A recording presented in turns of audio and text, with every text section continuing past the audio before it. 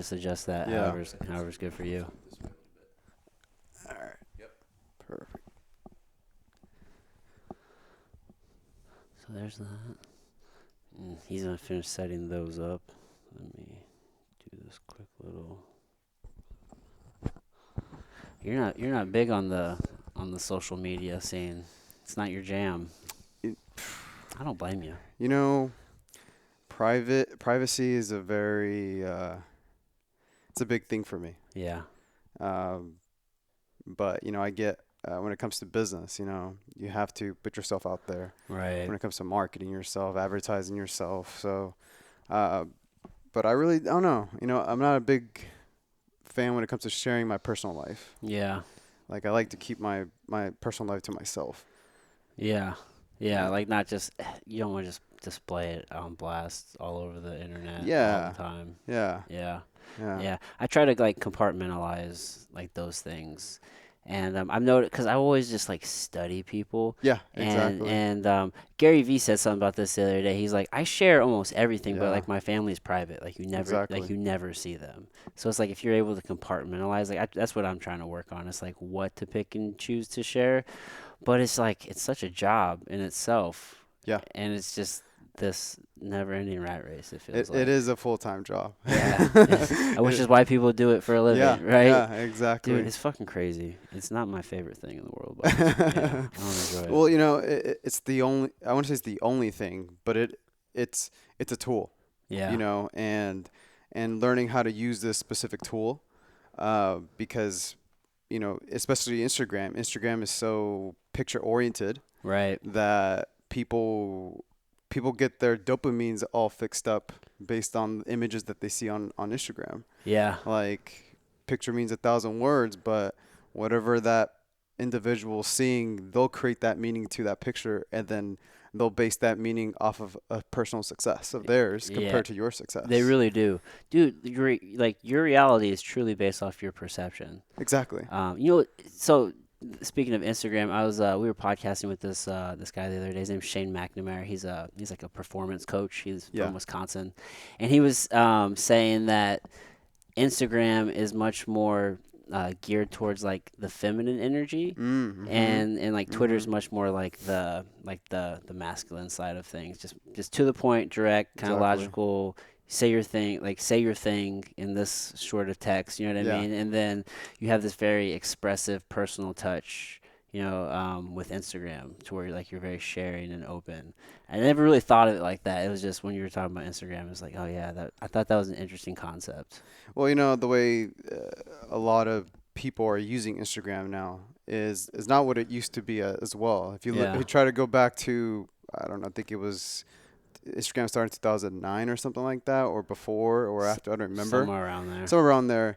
People weren't using Instagram the way they use it now. Right. People were actually sharing personal things. Yeah, like your life. Like your life, right? Yeah. Now people are more like advertising their life. I know, I hate that. I'm guilty of that too. Like I want to make sure my pictures are. But it's part of the game, though. Yeah. And it's the game that people have created for everyone else. Yeah. And most of that has been created by bigger marketers who understand psychology. Right. And they understand that showing a Lamborghini is going to get a lot of likes and followers because people want that lifestyle. Mm-hmm. And they're going to follow whoever has that lifestyle because they want to become that person. Yep. And that's where, a lot of this stuff is happening, where even the big thing, fake it till you make it. Yeah. Is part of the game.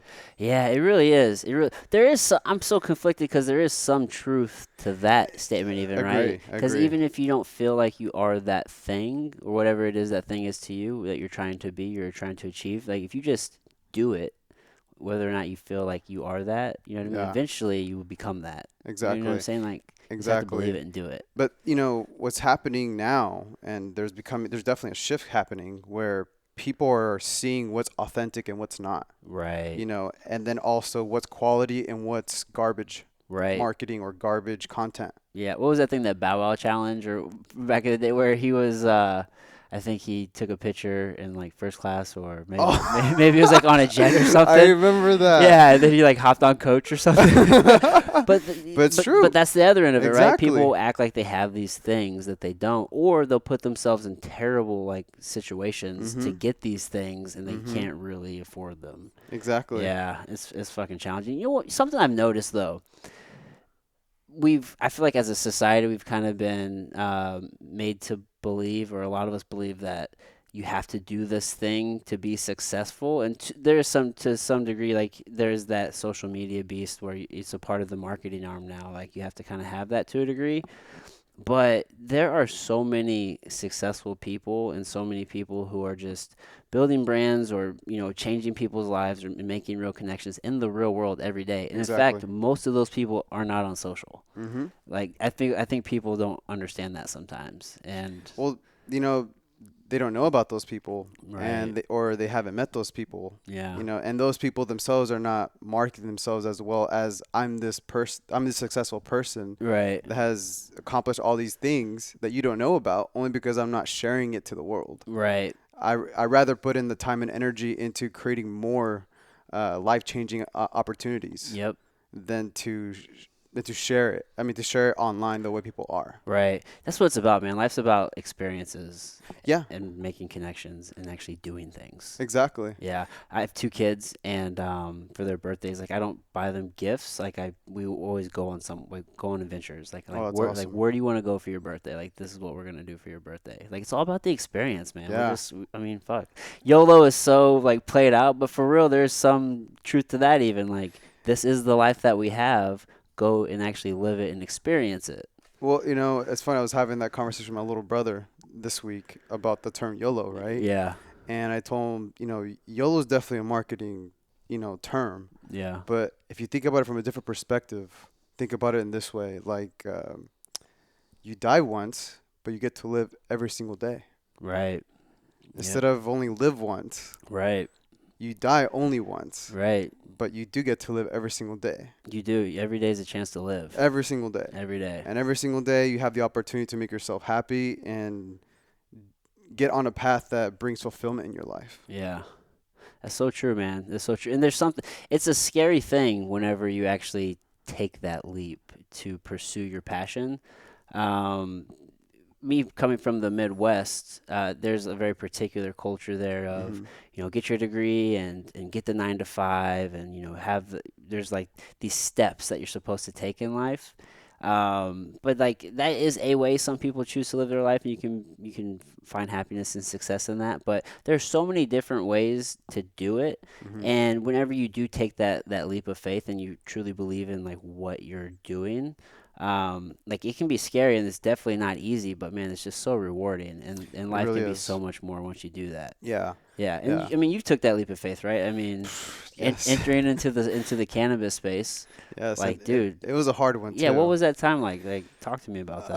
Okay. So, I started my journey in the cannabis space actually at a very young age during high school. It's been almost a decade you've been doing this now. Over a decade. On the professional side.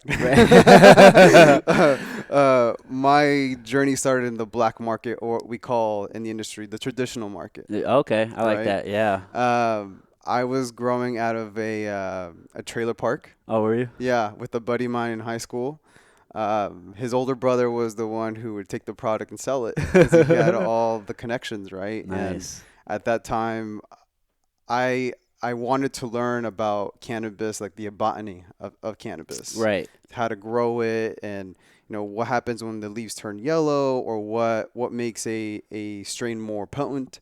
Yeah. So I wanted to learn about techniques, and my friend, he was someone in high school people knew about, that he would sell weed to, right? He's the guy. He's the guy. He was your plug. Yeah, he's the plug. And so we had a conversation about like how does he grow it? Yeah. So then from that day on, we had conversations about hydroponics, and then I went to the public library, which is my favorite place to be. Dude, it's such an underutilized resource. Oh yeah. The public library. Oh yeah. Oh my God. Oh yeah. I mean, still to this day. Oh yeah. I at least once or twice a week, I'll go to the public library and spend an entire day there. Yeah. Because no one bothers you. It's quiet. You have unlimited pieces of resource and tools at your disposal. Yeah. You know, and you know, when I go in there, I get to see all kinds of different age demographics walking in that building, from older people all the way down to younger kids, you know. And then now they have more resources and classes to teach anybody who wants to for free learn about coding, learning about computer programming. Yeah, Excel. I took an Excel course out of there. You go. Yeah. There you go. Yeah, dude. So so at that age, I wasn't a consumer yet. Okay, how old were you at this age? I was 15, 16. 15, 16? Okay. Yeah, so all I was doing just growing out of a trailer park. I can dig it. Under 4 lights. I was just a stoner at that time in my life. A lot of people were. You yeah. know? And what's funny is that there was only 2 people that actually knew that I grew. Oh, okay. My friend that I grew with. You're a smart kid.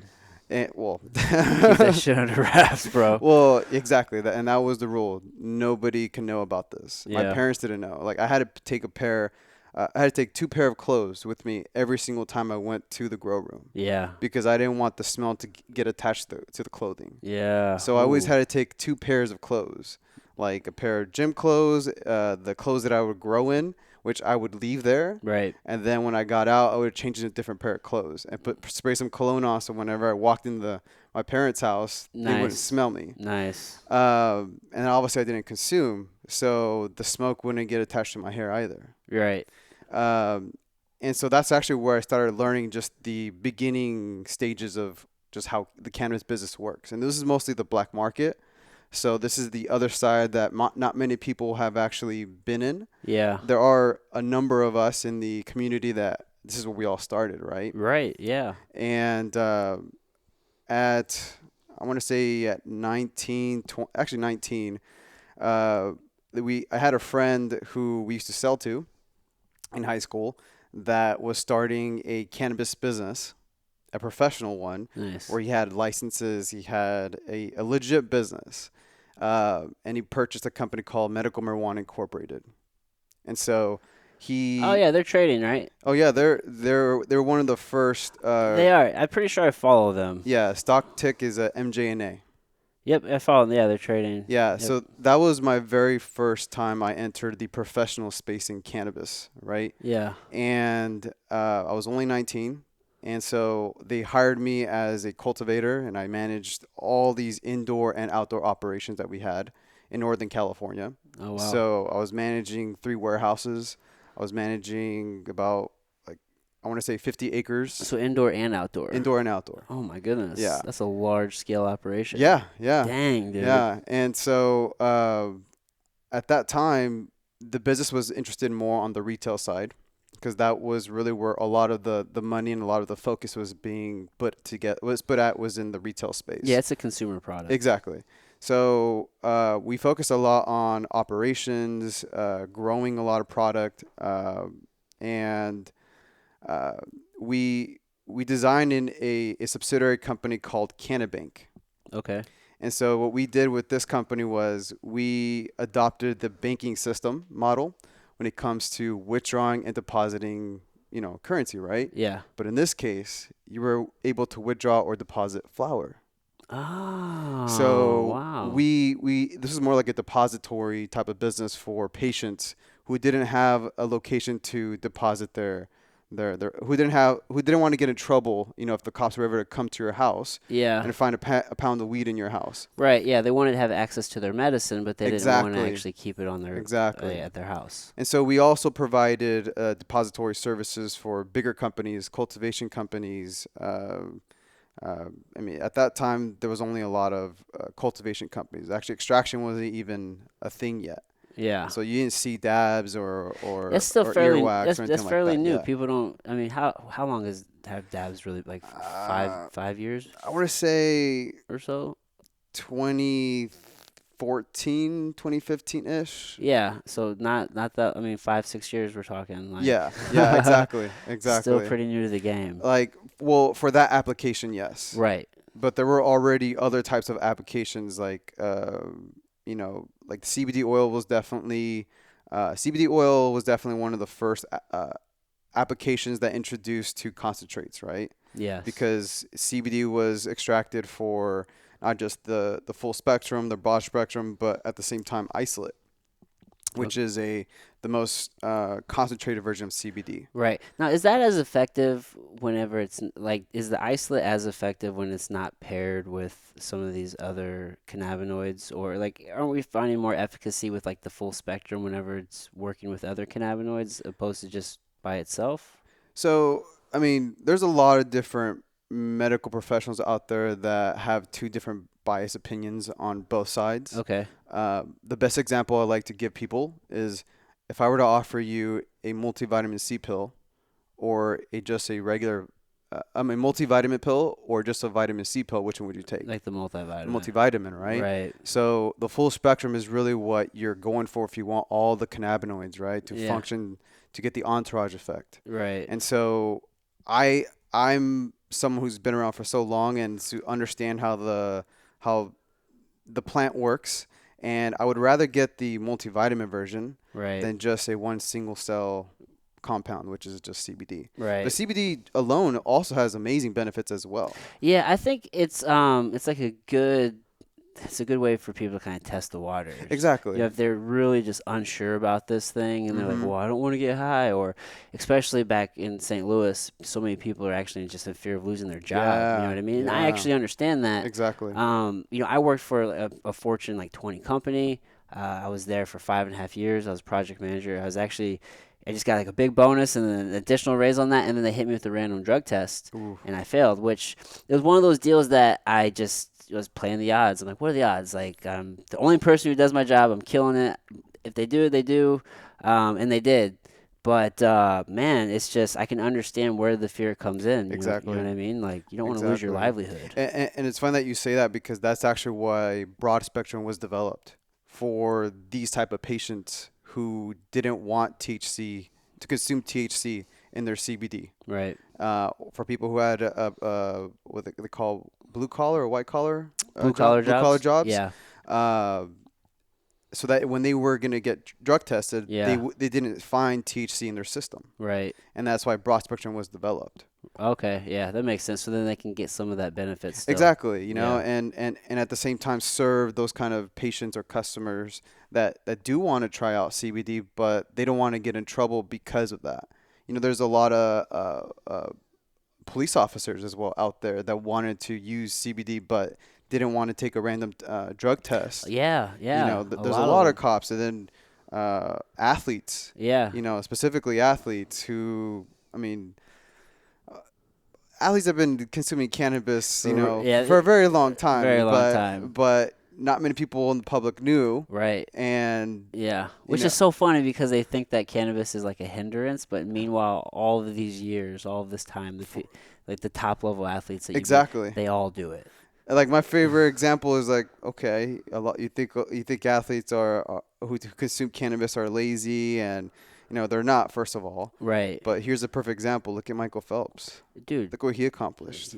One of the greatest Olympians of all time. Right. It's amazing, and that's one of the things I'm very passionate about is like breaking that stigma. Exactly. And my best friend and his wife, Antonio and Heather DeRose, they actually have a company which is all around there. They call it Greenhouse Healthy, and they've kind of expanded it. But the whole mission started with like breaking the stigma of the lazy stoner. Yeah. You know what I mean? Like they go run marathons and do all these things. It's like this is what people who do cannabis do. You know what I mean? Sure, you have those people who are couch potatoes and but that's with anything. Here's one thing that I like to share is that cannabis will enhance what's already there. Yes. So if you're already a lazy individual, it's gonna optimize that laziness. Absolutely. If you're someone who likes to go hiking, likes to go work out, likes to do these masterminds with a group of members, and you like to smoke a little bit before, it will enhance that too. Yes. So it just enhances what's already in there. I would agree with that. So that's why you find all these, you know, lazy couch potatoes who are just, eating Doritos and Cheetos on the couch, smoking bong rips, on the weekends or even during at night. Yeah. Watching movies on Netflix. Yeah, yeah. It's being that we're in California. I mean, we're not in LA, but I mean, like movies and TVs have not helped that No. perception at all. Oh no. You know what I mean? No. Like people just see that and they're like, "Yep, must be true."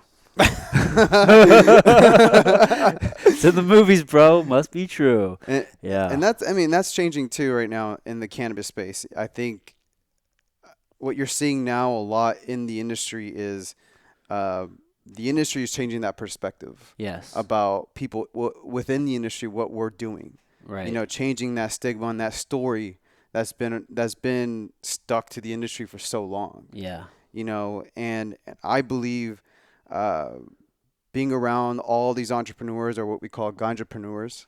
That's what you would classify yourself as, correct? Mm-hmm. Okay. We work our asses off. Like, I mean, to maintain a business and then to run a business. And yes, we do like to smoke at the end of the day, because we've had a pretty rough day. Because, I mean, what other industry do you know of that you're facing with all these different factors from? We're working against our own government. Right. We have lawmakers. Yes. State governments, city governments, county governments. Yep. And then there goes our competition. Right. Like, there's a lot of different things you have There's to a lot of things we got to work through just to Right. have a successful business or a running business. Yeah. And a lot of people don't understand that. Yeah. They think a lot of the business owners are just a bunch of potheads, but that's not really the case. Like, I believe we work harder than any other business owner in any other industry. Yeah. Like, I mean, especially out here in California, a lot of the cannabis industry has changed over the last, I want to say 3 or 4 years dramatically. And, California had a big opportunity to be, I mean, we still are the biggest industry, the biggest market in the industry. Yeah. We have the most sales and the most taxes in than any other state. Okay. Like, we have the highest tax rate in the entire than any other market in the industry. Really? Yes. Huh. I remember when I was in Vegas, it was crazy expensive out there. It's expensive out there, yes. Yeah. But California is just as expensive or more expensive. Really? Yeah. Okay. And so, like, there's those factors from a business owner that you got to take in consideration. Yeah. Like, you got to take in consideration of the taxes, the fees that when it comes to attaining a license, and then your employment, and all these other things that it takes in order to run a cannabis business. Yeah. And so, the state has actually raised the taxes twice now on cannabis business owners, whether if it's retail, whether if it's cultivation, processing now. And so a lot of the jobs are now leaving California because Really? because it's becoming a lot harder for you to sustain a business in California Because now. taxes are too high. Way too high. Yeah. And the only businesses that are still here are businesses that have the tens of millions or hundreds of millions of dollars to keep themselves alive. Yeah. And so what you're seeing now is this shift of conglomerate corporation coming in who have so much money to back them up and sustain themselves through this phase, right?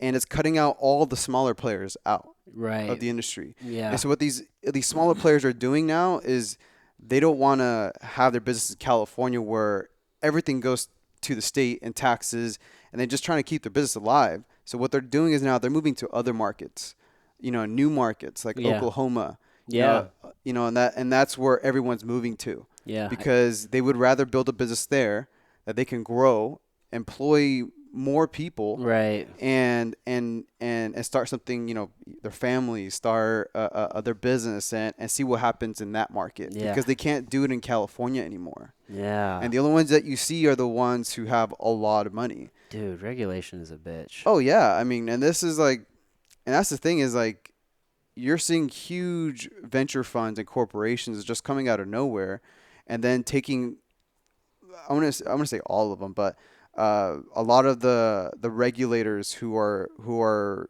selling these licenses, they're picking out the people who have the most money. Yes. And they're not picking the players who have been in the industry for for a decade. Yeah. You know, that's actually one of the reasons why I stopped. I stopped putting myself in that position of wanting to have a cultivation company, because I've always enjoyed the aspect of cultivation. Yeah. Like I love to have soil like like in my hands. It's therapeutic. Very to therapeutic. Grow something. Yeah, I would spend most of my time just with my plants, with my girls. Yeah. You know, and just feel the vibes that these girls are giving me, because I am their father and these girls are my daughters. Dude, yeah, and then they like provide you with this amazing medicine afterwards. Exactly. Yeah. And so for people like myself, who I consider like a smaller player, it's a lot harder. It was a lot harder for me to either start a business or sustain a business in California. Yeah. And all these other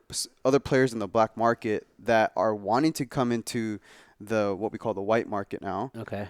To become legal, it's a lot harder for them now. I mean, these are growers who have like 25 lights, so in order for you now to sustain a business or have a business in California, you got to have at least, $5 to $10 million in your pocket, Man, yeah. Because like, I think, and there's been some numbers thrown out there here and there about, like how much money does it take to make this amount? And it's somewhere around like 4 to 5 million makes you $30,000 to $50,000. Oh wow. So that's not a lot. It's not a lot.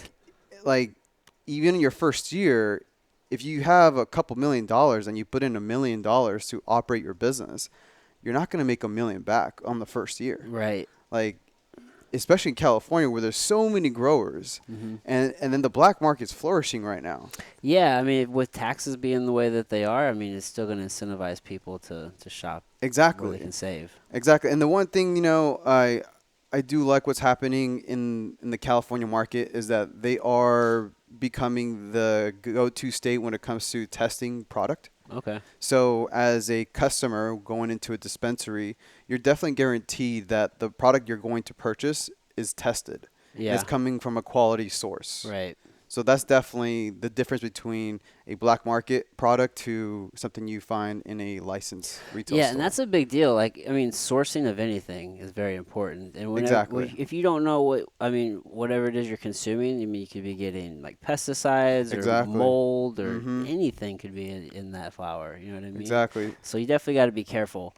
And it is really fucked up how the barrier to entry is almost impossible for just like the average person to get into cannabis. So the medical cannabis space is new in Missouri, and it's rolling out this year. And it'll be a matter of time before they do recreational, I'm sure, or adult use, however you want to say it. Yeah. And I follow this podcast by this pretty large business guy, and his name is Andy Frisella. He's entered into the cannabis. Yeah, he's entered into the cannabis space, and it was funny to hear his perspective because obviously he has a fuck ton of money, but he's like, he likes the high barrier to entry because from his perspective, and maybe this is just the businessman of him or whatever, but he feels like legitimizes the space. I agree. It's like, and I understand that. It's like, Yeah, we got real business people backing this, but when you do that, it almost creates like this Walmart model where it's like only the big guy is winning, and we're pushing out the mom and pops, and we're pushing out, like you said, the people who were on that black market and who fucking, I mean, they paid their dues and they took their lickings, they went to jail, they did all this shit so that way now you big business can come and scoop up, you know what I mean, like the real profits. So I'm really conflicted in that regards. Like I do see that point of it does legitimize a space, which the space does need legitimizing, but on that same note, we can't just like lock out the people who actually helped us get here. I was just about to say that. It's fucking crazy. I mean, there are those people who were the ones advocating to make this happen. Yeah. There wouldn't be an industry if it wasn't for those people. Exactly. So, I mean, I agree to what Andy's saying. Yeah. I mean, it would legitimize this industry more, and that is what's happening. Canada was the first country in the world that federally legal. Actually, it wasn't. It was actually Uruguay, but Canada was the first largest market to legalize cannabis on a federal level. Okay. And then we're now seeing, what can happen and what is happening in the industry, looking at them and how they are controlling their industry in their markets. Yeah. And what I'm talking about is definitely has already occurred, where you find these large companies that have billions of dollars now, not hundreds of millions or tens of millions, but billions of dollars backing them up now. Yeah. And we're just seeing what kind of steps they're taking in order to move forward in this industry. Yeah. And they're not, I mean, they already have enough control within their own market in Canada that they're now expanding their businesses outside of other markets in different countries that are legalizing cannabis medically. Wow. You know, and that's what they're doing. Yeah. But you tell me, I mean, in the United States, you don't see that. There's very few companies who are actually doing that. Yet, I feel like Starbucks is primed. I feel like all they have to do is just offer a different product in their locations. Oh yeah. That's it. Oh yeah. That is it. Yeah, I mean, if you have a platform that you can distribute internationally, yeah. I mean, they're already distributing caffeine that is a compound that's conscious altering. It's like now we just changed the offering. Exactly. And, you know, a lot of it comes to educating. Yeah. Educating the market, educating consumers, investors about CBD or THC or the other cannabinoids out there that are being discovered. So many more, like CBG, CBN. Yeah, man. Yeah. It's super exciting to see the things that are coming through with the research, and like if we can isolate some of these other ones, like and correct me if I'm wrong, but I believe like CBN, the concentration increases when the flower is exposed to oxygen for a good amount of time, right? Is that right? And then that particular compound helps you sleep. Yes, it actually helps a lot with sleep. Yeah. People who have anxiety, people who have insomnia. Yeah. You see most of CBN in outdoor flower. Right. Not so much in indoor. Okay. Actually, very little to none in indoor flower, mostly on outdoor. Okay. And that only happens during the curating process when it's being dried and cured. Oh, that's when that really develops. Okay. Yeah, it's exciting stuff, man. Yeah. So what are your thoughts on like the banking piece of it all? I mean, we talked about it a little bit, before we started recording, but like what are your thoughts? Because it's so complicated as it is, and then you add in that whole banking piece, which makes it crazy dangerous for operators of businesses to have all that cash on them. Yeah. Yeah, man. Yeah, I mean, and this industry's been operating on cash. Yeah. Like to the point where the banking services out there, which what they're calling themselves, like they're more like truck pickup services. Yeah. Where they come to your office and they pick up the cash, and then they take it to another location where you can deposit your cash. Yeah. Like that's the kind of business that a lot of these people are running. And then they are working with other banking institutions that are not even within the same state. These are banking institutions like in Utah or Colorado who have these are banks that actually own their bank, and some of them are not even, I mean, they do work federally, but like it's become such a huge problem because now we're in 2020 and we still don't have a banking solution. Right. Like people are still operating with cash. It's so crazy. Like that is something that just blows me up because for me, like I was sharing with you earlier, I was running an affiliate CBD online store, right? And I would talk to my merchant processors that I don't touch the product, I don't hold the product, I just provide a distribution for these brands to make a sale. Right. I provide the advertising and the marketing for my store, right, and advertising their products and their brands. And if the purchase occurs on my store, the purchase occurs there, but I don't ever touch the product or even hold inventory or anything like that. And so many times last year, my account got shut down by these merchant processors because their laws are changing. They no longer work with cannabis or CBD related businesses. So for small businesses like mine, it's becoming a lot harder for me to stay alive. Yeah. And just hold a random CBD online store where I don't hold any product. Right. And I can't even operate it like that anymore. It's like you're just essentially advertising and offering the channel for people to purchase. Exactly. That is it. That is it. It's all digital. All digital. And and actually provide education too for customers and patients who want to learn more about CBD. Yeah. And I haven't been able to put in a lot more into that, which is now something I'm going to start doing. educate more of the consumers about CBD. Yeah. And even just something like that was like these merchant processors understood what I was doing. Yeah. But they don't own the business. They're just a manager or a rep for their merchant processing company. I'm just doing my job, buddy. Yeah, man. So I understand that, but it's like and they're only willing to work with companies who are producing, 25, 50 to 100K a month type of sales. Yeah. Because they want to make their money. They need to get paid for their services. Mm-hmm. But they're not willing to work with a small business, that's making under $10,000 or under $5,000. Yeah. These are just people that they want to supply a service for the CBD industry, and in some cases like myself, who wants to educate as well. And I can't do that because a lot of the merchant processors don't want to collaborate with small businesses. They only want to collaborate with the larger businesses who are producing a lot of money. Yeah, man, money talks. Yeah, it's so unfortunate. And then it's different because a lot of CBD companies have different they produce their revenue in different ways, other than retail, online retail, or wholesale, private labeling. Yep. And that's the thing is that now today in the CBD space, there are thousands and thousands of CBD brands because of private labels. Because of private labeling services. Yeah. So, if you look at it from the merchant processor side, how much money from the private labeling is that revenue coming from? Like, is it at 30%, 20%, 40%, maybe 60% of the revenue is coming from private label brands? Really? Maybe. Do they don't have a way to track it though?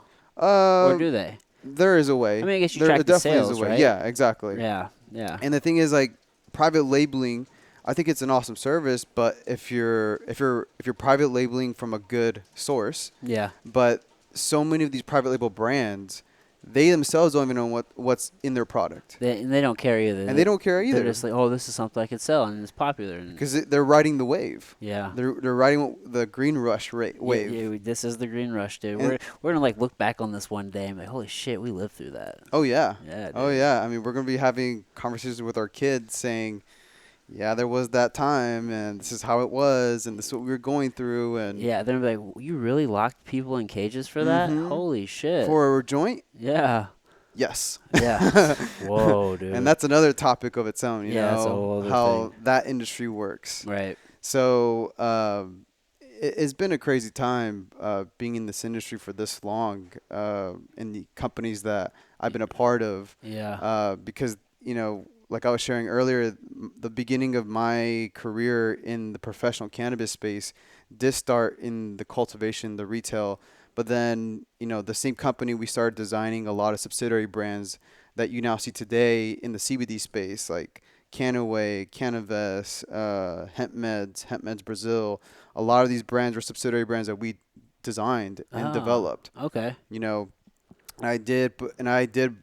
I was part of the development team that developed these brands and their product launches, the marketing, the branding, product development as well. Yeah. And now you get to see them. They're the top companies in the industry now. Yeah, that's cool to see. Yeah, it was definitely something nice to see. Yeah. That I got to see where my work went. Right. And that was back in 2012. Yeah.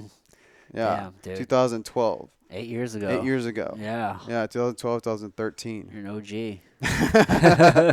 Yeah. I'm a very young OG. yeah. Still a whole lot left to do, man. So, yeah, that's something a lot of people don't realize is the amount of, like, private labeling that's done.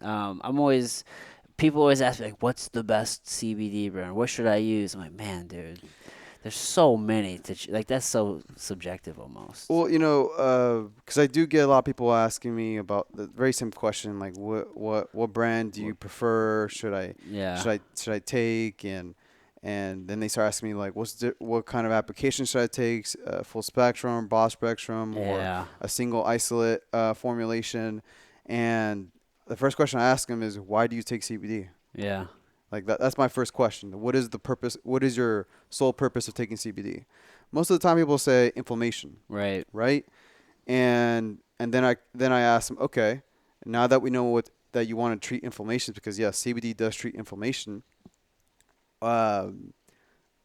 What kind of application are you looking for? And going back to private labeling and formulation, like formulation is one of my is my thing. Uh,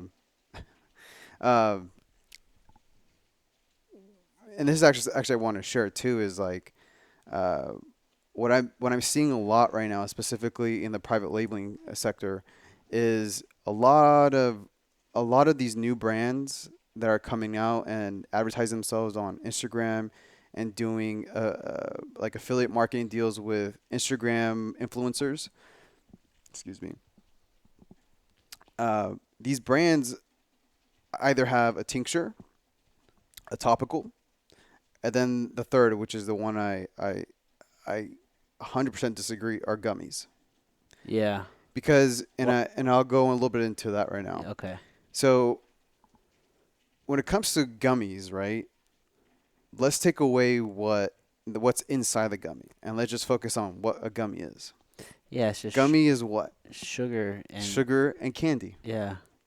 So, and I'm sure a lot of your listeners here on the show understand the effects of sugar and high fructose corn syrup.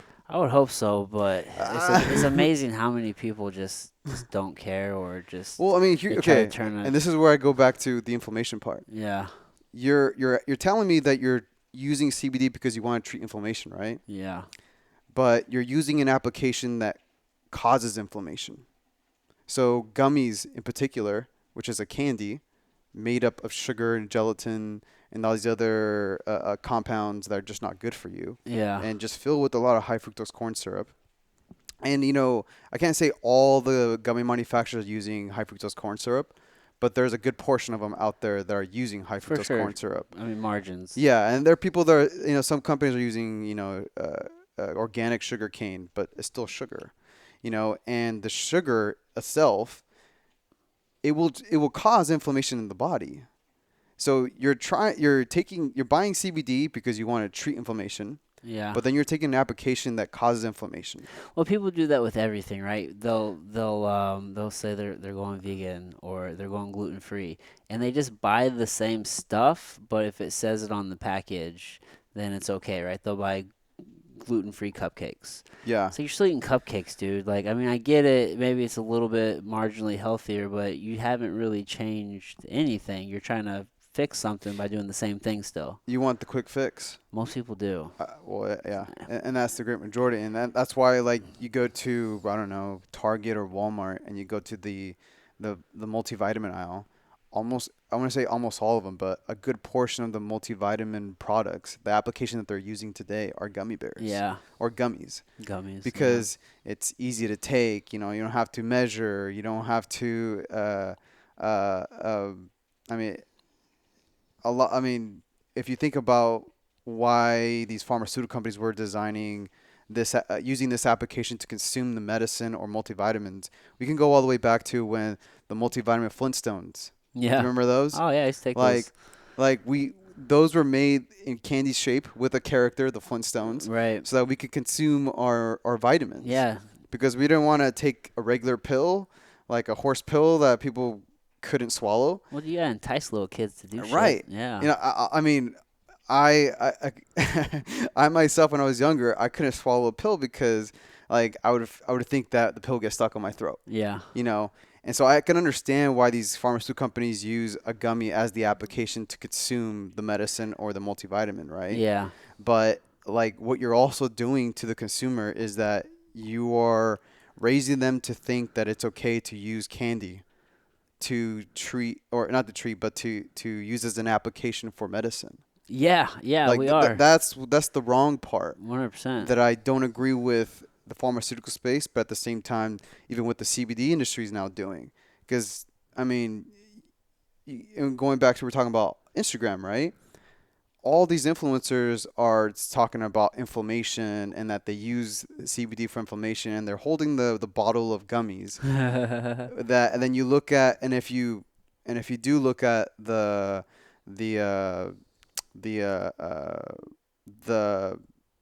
the label of the bottle, like the nutrition facts, you'll find the amounts of sugar that they're taking per dose. Yeah. And then the average right now is somewhere around like 2 grams to 5 grams of sugar per gummy. Per gummy? Like per dose. Okay. You know, and that could be 2 gummies or 1 gummy. Yeah. And so you think about it, okay, that individual just took 2 grams or 5 grams of sugar in one shot. Yeah. And that's not counting all the other things that they're taking on an everyday basis of that has sugar. Yeah. Like 80%, or I think it's like 70 or 80% of all products have some form of high fructose corn syrup or sugar in it. Dude, yeah, so they took like some sort of carbon reading of, I don't know who it was or somebody, but there's this great documentary called King Corn, and it's from like 2007 talking about this. But like our DNA, a lot of the DNA of people in the U.S. is mostly made up of corn now because we eat so much corn. It's in everything. And it's just in most of the food in the supermarkets is like corn. Like all in the center aisles, it's just corn in all these different forms. It's so crazy. And one thing I've noticed is with the amount of sugar and everything has to be sweetened. It's completely changed people's taste buds to the extreme to where a lot of things that are healthy for you or tend to be bitters, or maybe a better way to say a lot of bitters tend to be healthy for you. Yeah. And people have a very limited palate of the things that they'll eat or they'll try because if it's not sweet enough, then they'll just completely disregard it. But most things, not everything should be sweet. Like a lot of things are not sweet. Exactly. I mean, we eat with our eyes. Yeah. You know, and I love food. Like food is. Oh, dude. God, I love food. I'm such a foodie. I'm always checking these spots, dude. And the funny thing is that going back to how food is being marketed too. Yeah. Like you're now seeing businesses and restaurants who are advertising, let's say like a cookie that has already a lot of sugar in it, and then they top it off with like a Snicker, you know, and then they add caramel on top of that with some like M&Ms. So it's like sugar among sugar, layer after layer of sugar and sugar. Yeah. So, and you can, I don't even know how many calories that is. It's insane. And I don't know how much sugar that is either. But that's just one sitting with one sitting that just packed with saturated fats and sugars, like synthetic sugars that like it's not doing any good to you. Yeah, it's causing more harm than good. I agree. And believe me, I love ice cream. Oh, don't get me wrong, I love it too. Like I absolutely love it. But when that's all you're doing and you have it all the time, it's just you have to take care of your gut. You know what I mean? Yeah. Your gut health is so important, and we're learning more and more about it all the time. And just people just don't they don't take care of their gut. Well, you know, and that's the thing is like people are just not educated, and people do know. And then they sometimes will like, you know what, I'm going to stop sugar. And then 2 days later, the craving starts kicking in. It's cravings. And then the mood starts swinging. And then your mind starts telling, hey, let's go get a cookie. Yeah. Hey, let's go get some ice cream. Yeah, man. You don't need this shit. Just go eat that. And usually that happens, those cravings happen because like a lot of the products that I was talking about that have high fructose corn syrup, the way like it's being digested, what they call ATP trapping. Okay. Is that the brain is being signaled by the intestine or the stomach where it's thinking that it's not getting any energy. So that's why those cravings kick in. Yeah. Because the brain is thinking that you're not getting any energy, even though you just had a whole bowl of ice cream. Yeah, because they're nutrient empty. Like exactly. Nothing. There's no density of nutrients. Yeah. You know, and so you're tricking the brain thinking that you need more. And then that causes the addiction later on. Yeah, and that's what food scientists do. They try to figure out how to do, like, how can they get you to take that next bite. Exactly. Yeah, man. And so like when I go back to the gummies that are being delivered as this new way or new application to take CBD, and then, you know, you have these families, mothers and fathers who are giving their kids CBD from a gummy. Yeah. Like, yes, it's a lot easier for them to consume this CBD through a gummy application, but you're also educating your kid to think that this is how you take your medicine is by using candy. Yeah, that's true. I make them take it right out the dropper. It's bitter, Yeah, but it's I mean or I cook with it. the natural source, or put it, uh, putting a dropper of that CBD in a smoothie, Yeah, or in your milkshake, dude. your protein shake. I mean, Yeah, man. I put 4 or 5 drops in. Like I'll make their oatmeals in the morning. I'll put it in there, or I have some CBD infused EVOO from Jumbo nice. Superfood. So like, Yeah, dude, I'll cook with that. Like, there's just so many ways to just work it into the kitchen. exactly, exactly. Yeah. So that's just something I disagree when it comes to like the formulation and the manufacturers are designing different applications for private labelers, Yeah. um, or even themselves, because there are a lot of manufacturers out there that have different types of applications for you to consume CBD, but one in particular that I don't agree is just the gummies because the Yeah. way it's being used and marketed when, I mean, like I said, a lot of people are using this for inflammation purposes, but what they're doing is they're causing more inflammation Right. than treating it. Yeah, man. It's unfortunate. It's definitely not the delivery mechanism that you probably would like to Well, see. well, not just that, but even from the absorption rate of CBD. Yeah. A lot of people don't understand or don't know, but CBD is considered a fat soluble compound. So your body's not capable of absorbing all of the CBD that you take. So if you're taking, let's say, 10 milligrams, your body's only going to absorb 5, maybe even 10% of that 10 milligrams. Really? Yes.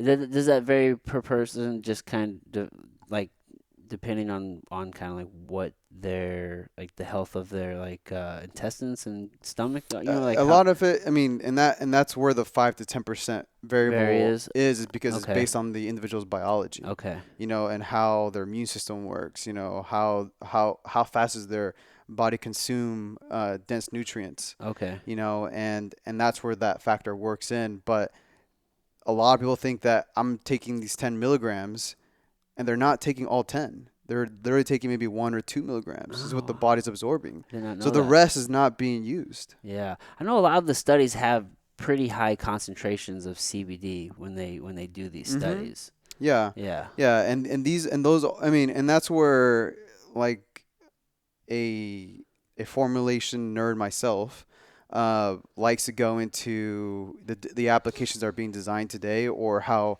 the pharmaceutical companies are coming into the industry, sharing their knowledge about absorption rate and the different applications out there that they're designing or have already been used to raise the absorption rate of a specific formula. So you have like nanoemulsification or nanoemulsifiers or liposomal, which is other applications that help the body absorb more of that formula. Okay. So you have liposomal, and then you have nanoemulsifiers, and then you have regular CBD oil. And Mm, regular CBD oil, yeah, a lot of these formulas are using like MCT oil as a lipid to right. help the absorption rate, right? Right. It's a But carrier. it's a carrier, right? Yeah. Just like liposomal, it's also a carrier. Hmm. They call it a fatty tail. You Yes. know, nanoemulsifiers is definitely another application that the CBD particles are actually now nano size. I think it's like uh, 25 nanometers, and then liposomal is somewhere around like 100 to 1,000 nanometers.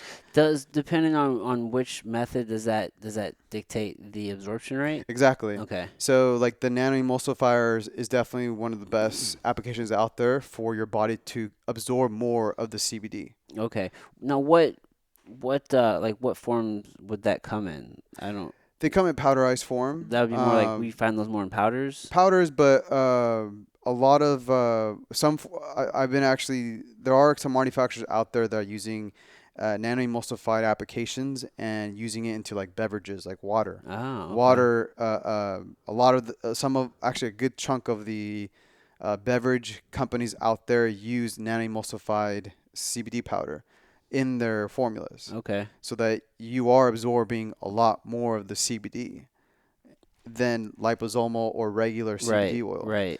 But like I said, going back to what's being shown today in the industry, there are thousands and thousands of CBD companies out there using just regular CBD oil. Right. So if you're a consumer trying to find the best CBD out there with your dollar, you don't know this, and you're thinking, I'm gonna buy this product because I want to treat inflammation, Right. and then you don't know how the absorption rate works, so you're only paying for that 5 to 10% per dose. Right. You're not getting the full dose that you're looking for. Maybe you'll kickstart a placebo effect. I feel like there's some power to that, man. I mean, whether it's actually something externally doing the work or not, but like it's convincing you that something's working, and then your mind heals itself. Like that's some powerful shit. It is. Yeah, dude. It definitely is. So But yeah, education, man. education's big. Education's big. Now, for some reason, I was thinking. So I get it. Formulation, product development. Were you in like the research space at all?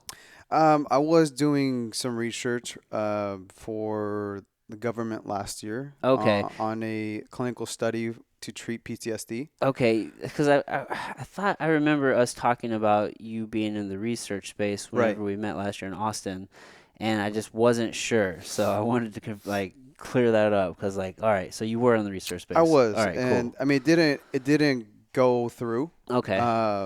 And I mean, for a lot of factors that from a federal level, the laws still Yeah. don't go towards the way we want it to. Right. At the same time, it was exciting because it showed me that our government is still, they are looking into this, and they're looking to pay and find the right people who are studying this and who are willing to put in the work. Yeah. And so I was very excited that to be a part of this project where we were designing a clinical study using uh, uh, well, we first started with Navy SEAL officers, but then we wanted to expand that to all types of military branches to treat PTSD. Yeah. So that was something that I was deeply humbled to be a part of, because I think that the military deserves, especially for our vets, 100%. deserve this. Yes. And the project was going to be based on just dosing them with different dosing regimens and at different levels of dosing sizes or volume size, and seeing how it helped with their insomnia, their PTSD, their mood, their mental health as well. It didn't move forward, so I mean it stopped there. Yeah. But it was actually fun and exciting for me because Yeah. this was something I felt that it was my way of serving my country and at the same time helping vets in particular Yeah, man. who I feel that needed the most. 100. I agree. 100%. The amount of vets that you see just that are homeless and on the streets and suffering from PTSD and just severe amounts of trauma, and like if we could just help these people in some way, or there's a ton of people who are even kind of just in quote unquote regular society who are able to like hold jobs and, Right. and family, but they're suffering in silence, and people Exactly. don't see that even. You know what I mean? So you can see it everywhere. Yeah. And it's like, man, we definitely got to help these guys who are fucking fighting for our freedoms. Exactly. Like, we Exactly. got to take care of them when they come home. And the sad part is, like, our the government is trying to help some of these vets, and the thing is, though, they're using opiates to treat PTSD, and then that just causes a bigger problem where they're spending even more money to help these vets using different opiates, because then it creates an addiction for opiates. Yeah. So then that creates a bigger problem from them. Right. Which, to me, it made sense, that they were interesting to other resources out there in the world that can help with PTSD, Yeah. instead of using opiates as an option. Yeah. So being part of that study was something that was it was definitely a humbling experience for that short time, Right. to be a part of, and at the same time see where this would go to and how it was going to help the vets. Yeah. And not just vets, but everyone else who has these trauma issues as well going on, Right. or trauma disorders. Right. I'm really excited to see what is coming out of the research done by MAPS and Yeah. psilocybin and MDMA Mhm. trials and different things that are really helping people with PTSD and trauma.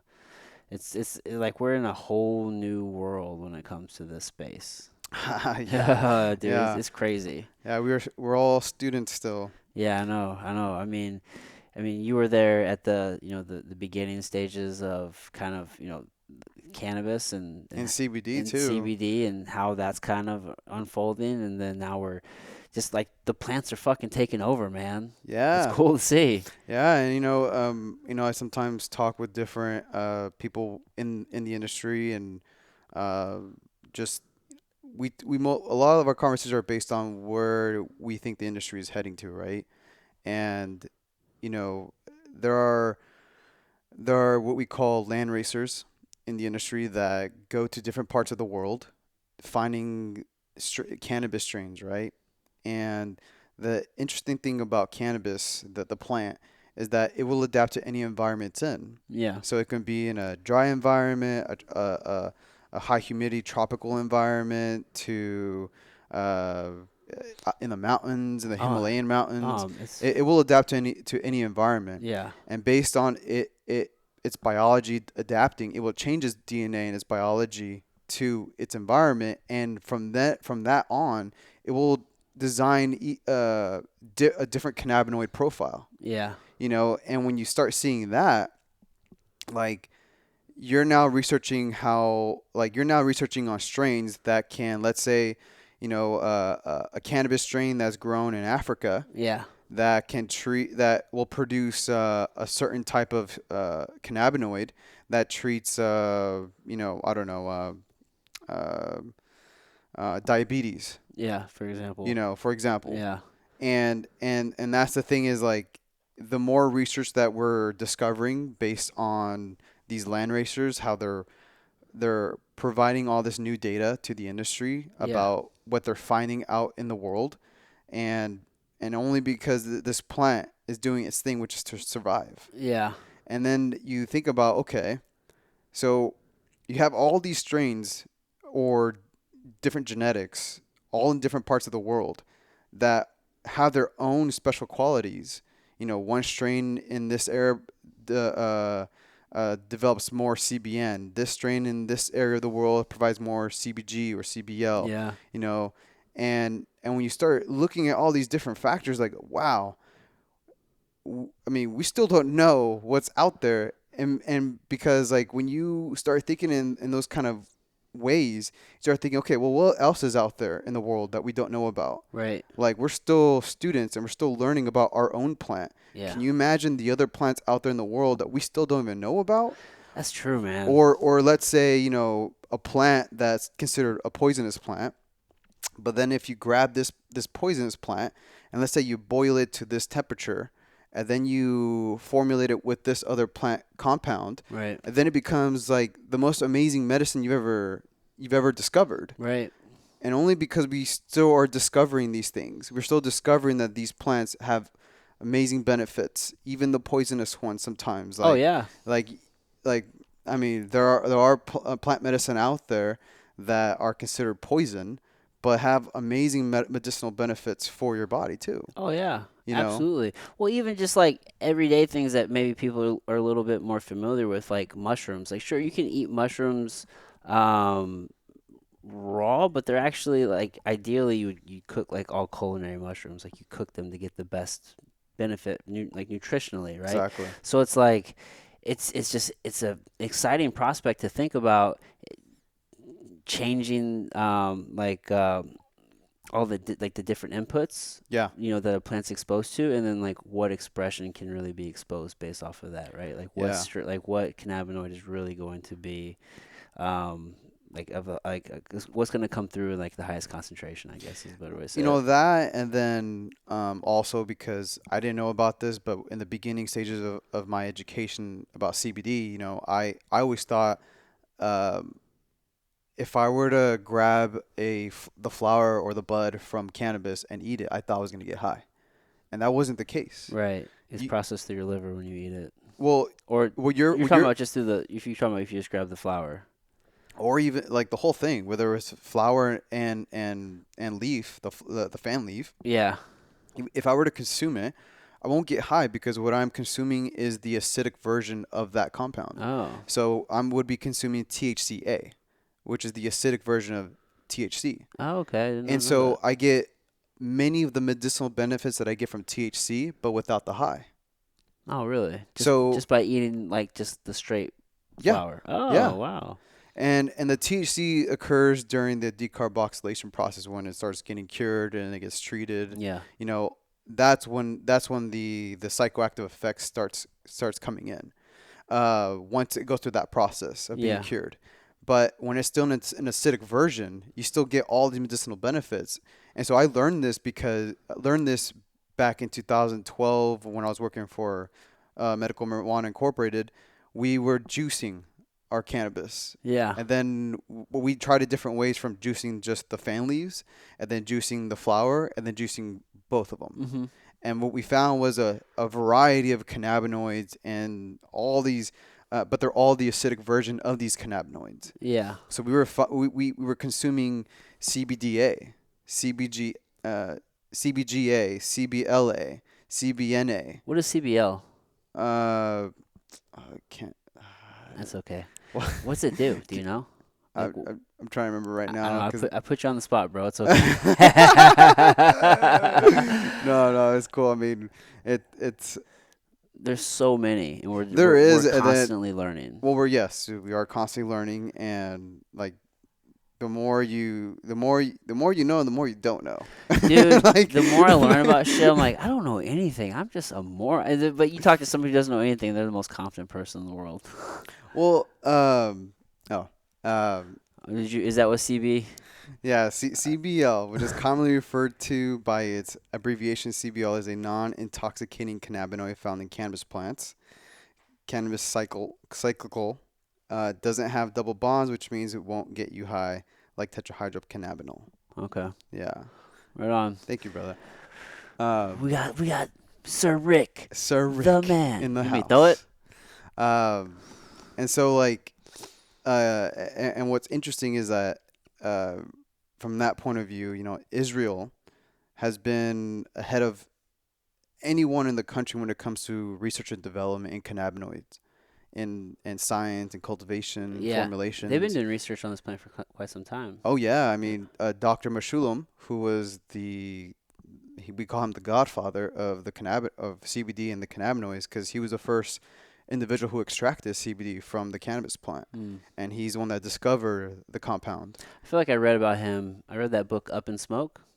Yeah. It's a complete history of like the cannabis plant. I feel And he's been researching CBD since the mid to late 70s. Yeah. So they already were ahead of everyone in the world when it came to CBD and these other cannabinoids and how they work with our body. Yeah. And the ECS system. So like, for him, like Israel is decades ahead of everybody in research and development. And so they've been doing this for so long, and to the point where they now even have clinics in their country where you can go to this clinic and take a CBN product. Really? Yes. Oh shit, that's Yeah. cool. So they've already isolated all these cannabinoids and created products within themselves. So why are we not just looking to them? Oh, we are, but you know, when it comes to here in the United States, I mean, like, you know, there are organizations that are putting money and the right people into research and development, but there isn't enough of it. Yeah. And we're looking towards like these people in Israel where they've been doing this for so long. Right. And they've already done all that research that it would take us years to get to. Yeah, they've already done the work. Exactly. They're sharing their what they've learned, you know, and they're creating collaborations.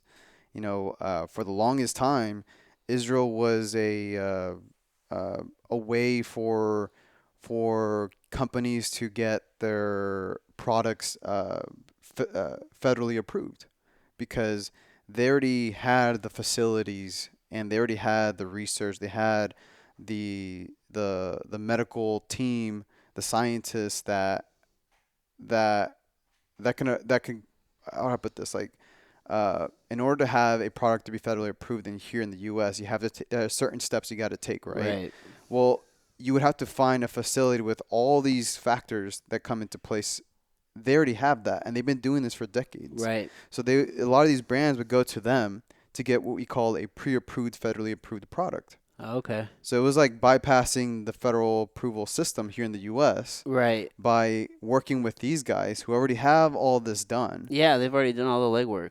They've already done all the legwork. So you would, pay for a study, be a part of their research team with your formulation to get your formulation pre-approved as a federally approved product. So once you got past the phase 2 section, that's when you were able to go into different markets and advertise or market this formulation or product as a federally approved product. Oh, okay, past phase 2. Yeah, past phase 2. Now, is that kind of where you see the market going, where we're just going to see more and more products of these individualized cannabinoids? Yeah, I definitely think so. I mean, or just more and more, like even like flower strains that are just like really high CBG strain or really high CBL strain. Like, is that kind of where you see things going? Yeah. From the cultivation side, you will start seeing a lot of cultivation companies focusing on one thing, whether if it's to produce more CBN, more CBG, and then there are companies today who are only concentrating on CBD products, right? So they want the highest hemp strains that produce the most CBD, right? Who have exotic cannabinoid profiles with 1%. I mean less than like 0.5% of CBN or CBG, CBL, CBS, and so I am seeing that from the cultivation side or genetics when it comes to putting time and effort in producing more of a certain compound or cannabinoid. Yeah. Which then will start going to, you're going to now start seeing, I mean, there are already products out there that are CBN products. Right.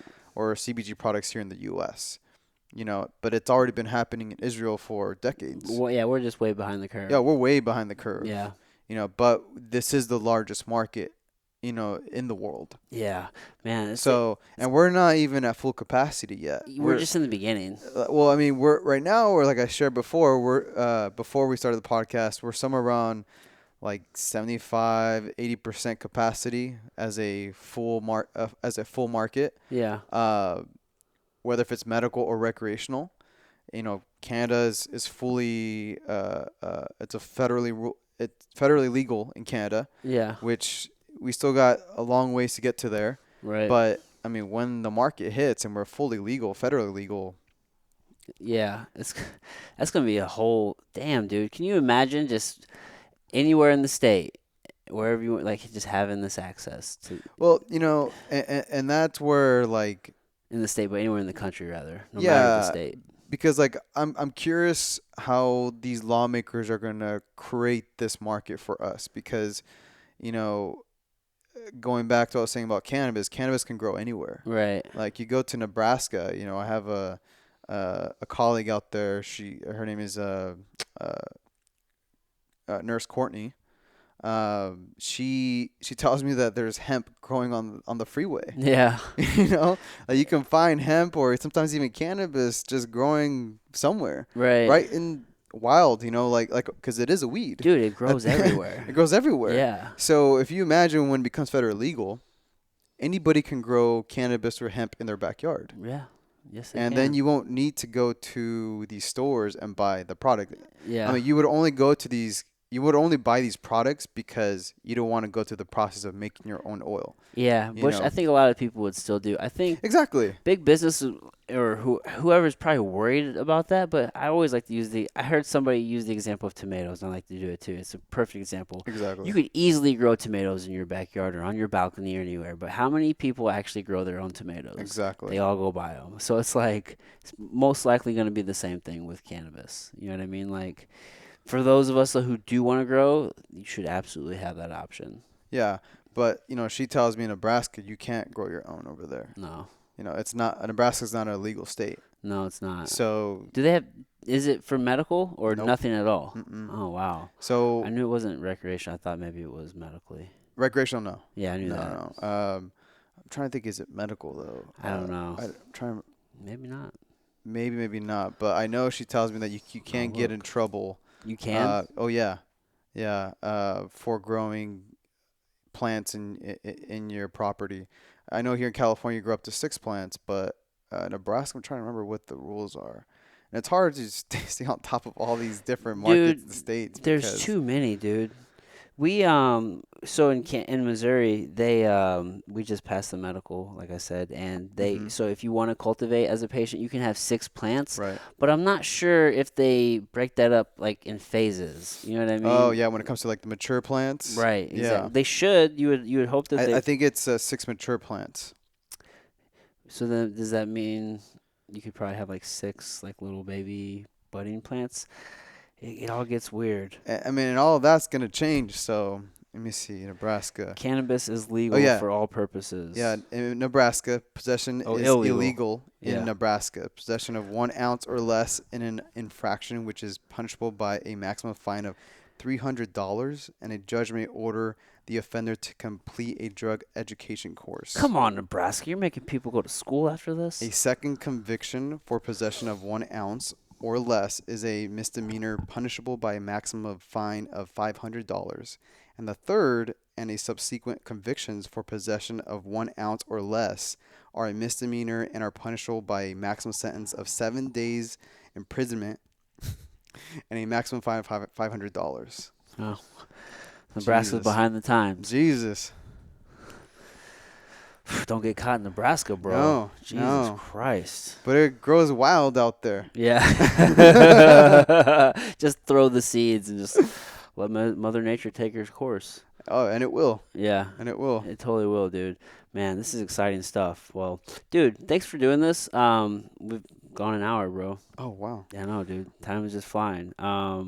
Did we cover every? I don't know. We could definitely cover more. There's like a whole bunch more we Oh, could yeah. talk about. Was there anything that we didn't maybe talk about that you were wanting to talk about? Not gonna have to think of right now. Okay, cool, Yeah. cool. So is there usually about this time I kind of just let people or my guests is there anything that you wanted to like anywhere you wanted to direct the listeners to?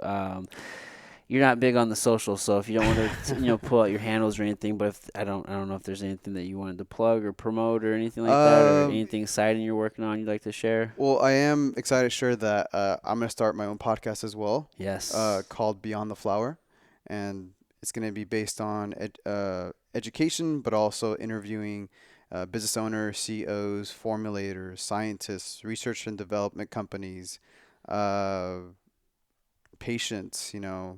A lot of just hearing people's stories of how they got to where they're at in the industry, how cannabis or CBD has helped their lives, and then just sharing the education and research that's going on out there, and also product education. What kind of products are out there, and how to shop. How to shop for a brand and a product as well. Yeah, the education piece is so big. Yeah, it's called Beyond the Flowers. It's going to be on YouTube. And then, from there, I'm going to expand to other distribution channels. So, different platforms. Right on, yeah. dude. That's exciting. Do you have an idea on when you might be, people can look for that? I know I'm putting the pressure on you, dude. Yeah, that's good. I know. That's good. Give me a couple weeks. A couple weeks? Couple Okay. weeks, I didn't yeah. know if maybe you're going to be like, yeah, within the next like few months we'll have it launched and going. Well, so you're looking within the month. Oh, yeah. I mean, Okay. I have a couple interviews already locked in. Oh, right on. Yeah. I just want to get more under my belt before I start. Yeah, start getting some in the pipeline and then you start Exactly. releasing them. That's a Exactly. good move. Cool, dude. So we'll be looking for that. And then this will be out here in probably like a few weeks. So if it's Yeah. out, I'll put the Perfect. the link in the show notes and all that good stuff. Adan, dude, thanks so much, brother. This has been great. Oh, likewise, brother. Thank All you right. for having me on your show. Yeah, dude. Hey, everybody, until next time.